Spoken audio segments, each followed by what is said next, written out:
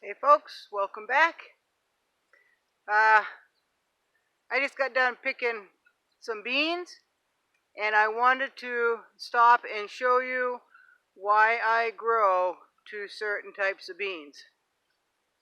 So the first one that I really like to grow are these here. This is Violetta, and it's a purple bean. It's a pole bean. And folks, these are the best tasting string bean I've ever eaten in my life. You can eat them raw, you can eat them cooked, you can do whatever you want. This one here, see how big it is? And it's not even, where am I? I don't know if that'll focus.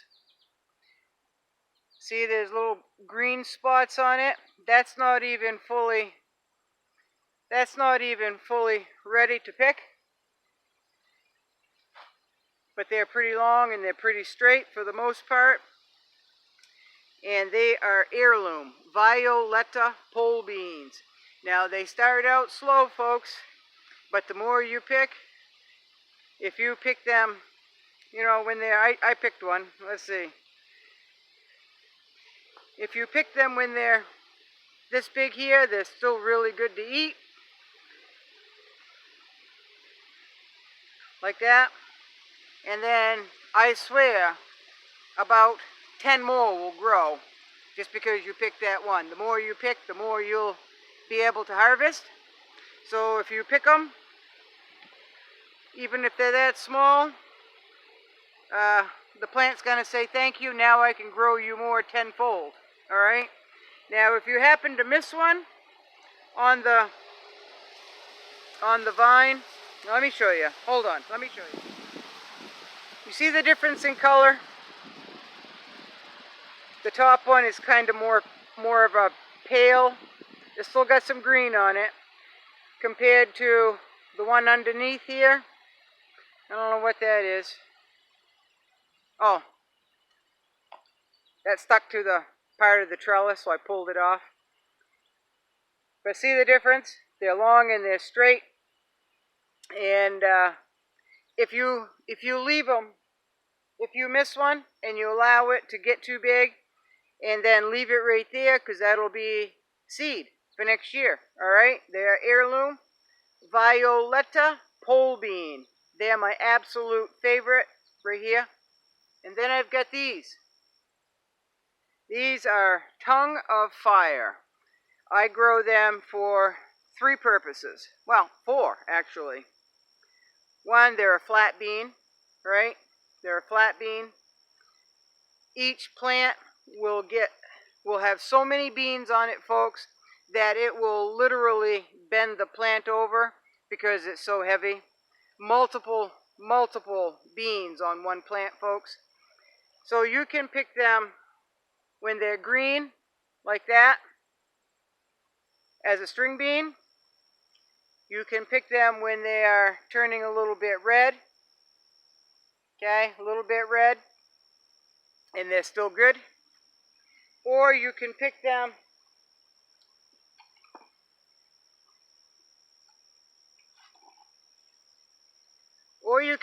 a little mature when the seeds are starting to swell.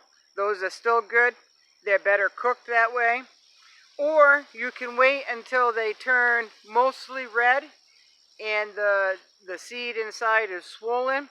You break it open, and if the seed is mottled white and pink or white and red, sometimes they'll be all red, then you can shell them. When this pod here becomes leathery, they are ready for shell beans. Now, again, this is Tongue of Fire, and they're a nice straight bean too. Look, that's probably 6 inches long. So the reason I plant them is, one, they taste really good and you can eat them in multiple stages. There's an extremely high yield in the Tongue of Fire shell bean. You can eat them as string bean, you can eat them as a shell bean, you can eat them as a baked bean, folks. And again, those are heirloom. They're very pretty bean. and when they're ready to harvest, I will bring you along. But tongue of fire shell bean and Violetta pole bean are my two to go to here because they're both high yield and they're both really good. Now, I had several people say I really don't care for string beans and I really don't care for baked beans. I asked them if they like shell beans, and they said they just don't like beans, period. So what I do is I can them up. Oh my God, they're so good, folks. You can them up, process them. I think it's 50 minutes or something like that. And I opened up a jar, and they tried it, and they could not believe. They said it looks like a bean. It doesn't taste anything like a bean, and those are delicious. And ever since then, the next year, I gave them a handful of seeds, and next year they started growing them, and they grow them every year now. So, tongue of fire shell bean, which is a bush bean, folks, bush bean, but the beans are a little bit, the bushes are a little bit taller than the average, like Blue Lake or Kentucky Wonder. They're a little bit taller. They're probably up to my thigh. So they're a little bit taller, but they still are a bush bean, folks, and I can tell you the yield on those, if you are trying to save space and plant something that is going to give you extremely high yield and it's protein and carbs, tongue of fire is your best bet, folks. I'm telling you, I've been growing them for years, and if there's only one bean that I could have to grow or would grow, it would be the tongue of fire because there's multiple uses.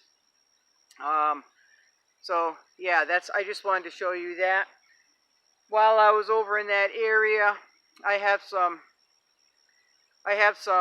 kabocha squash that are looking healthy, and some of them look like they have blossom end rot, so I'm going to have to do something with those. But that is very crowded because I planted those in between 2 rows of tongue of fire. But while I was over there, I'm like, you know what? If I'm going to pick some shell beans, then I've got the next 2 days off. I am going to dig up some potatoes. So I'm going to bring you along to show you the status of my potatoes grown in sawdust. I've done a few videos on that. So this will be an update on potatoes grown in sawdust. Alright? So to save time, what I did was I picked 2 plants, folks. Actually 3 plants, 2 Pontiac red potato plants, and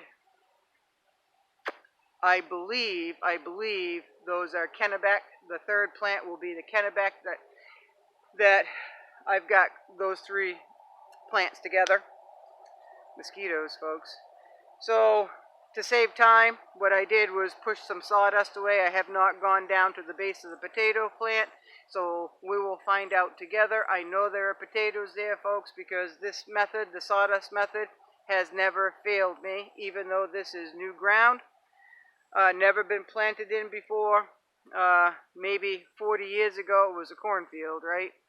So we will find out together if I'm going to be able to eat some potatoes or not.